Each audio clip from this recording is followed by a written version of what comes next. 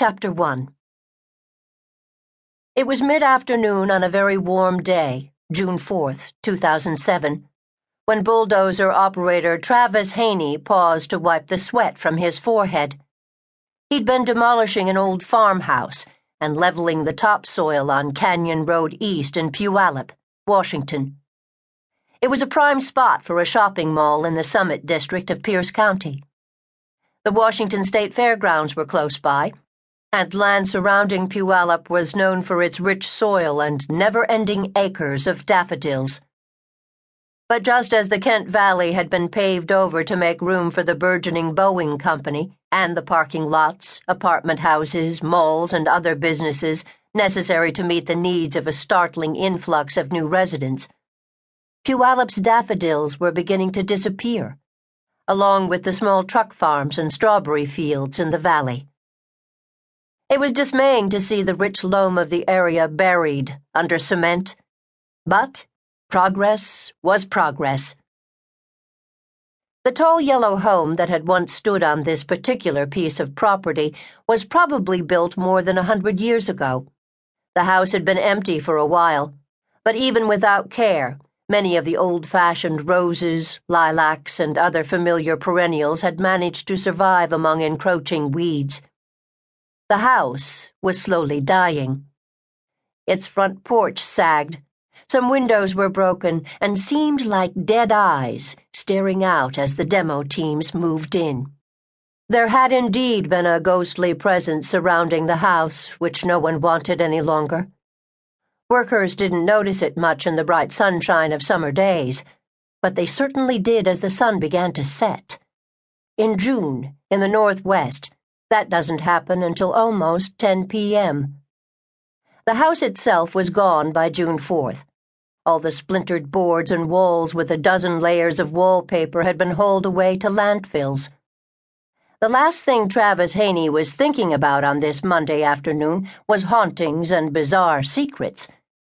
He moved the dozer close to the fence on the west-northwest section of the lot, idly glancing at the dirt the blade turned up.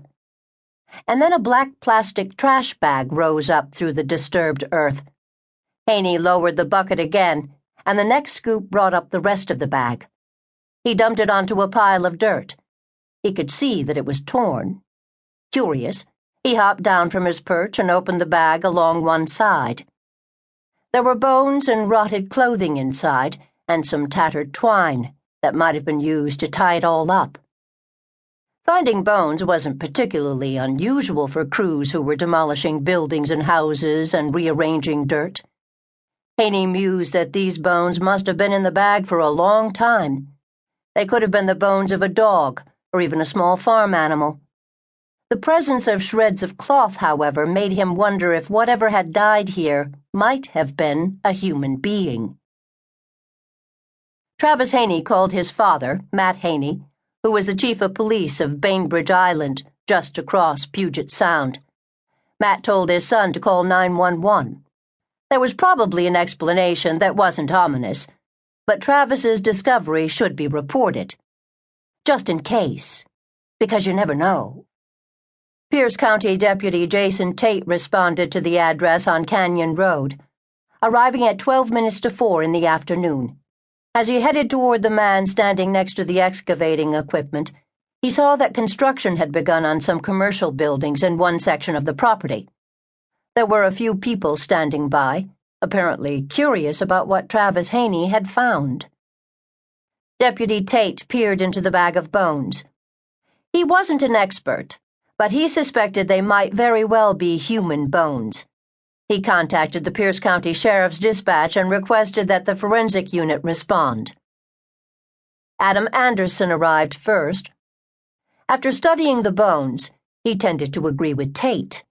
The remains did appear to be human. Anderson's supervisor, Steve Wilkins, headed out to the scene as the afternoon slipped into evening. On the way, he contacted the Pierce County Medical Examiner's office. They needed all the experts they could summon to establish the bone's species. As the investigators on the scene waited, one of the men standing nearby said his family owned the property. He said his name was Owen Carlson and that he owned the